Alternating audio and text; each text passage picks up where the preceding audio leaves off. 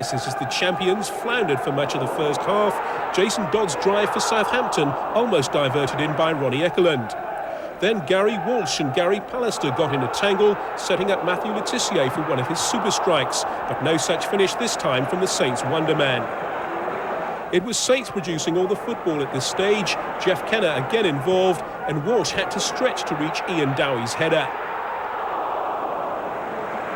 Ryan Giggs and Eric Cantona had been strangely quiet, but eventually they sparked into life to set up Nicky Butt, whose shot was deflected over. Le Tissier looked in the mood, and his snap effort from Magilton's pass wasn't far away. Saints, just one win in 6 matches, deserve their lead right on half-time. Kenner, always a threat, cut in before supplying a perfect pass for Magilton to score. An excellent finish for Magilton's second league goal of the season. United looked a transformed side in the second half. Cantona quickly setting up Nicky Butt for the equaliser. It was the youngster's first senior goal for the club and definitely one to savour. Giggs and Cantona were looking more like their true selves, and Grobbelaar came to Saints' rescue to prevent Butt grabbing a second. But it was Saints who broke through again, Neil Heaney supplying the pass for David Hughes, 22 the day before the game, to slot in.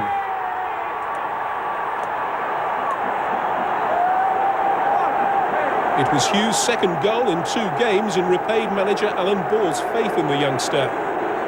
But Hughes was soon reminded about the quickly changing fortunes in this game.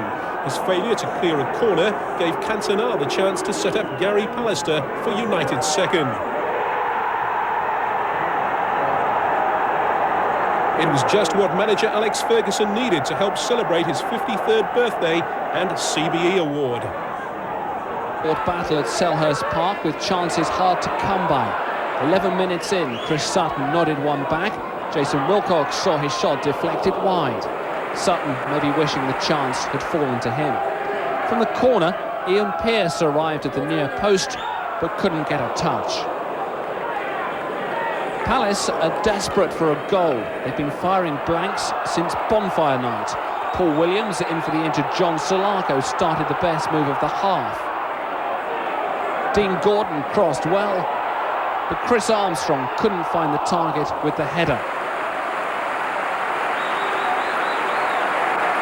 Stuart Ripley, the provider of so many of the live bullets that Sutton and Shearer shoot, was much involved in a sustained spell of Rovers pressure.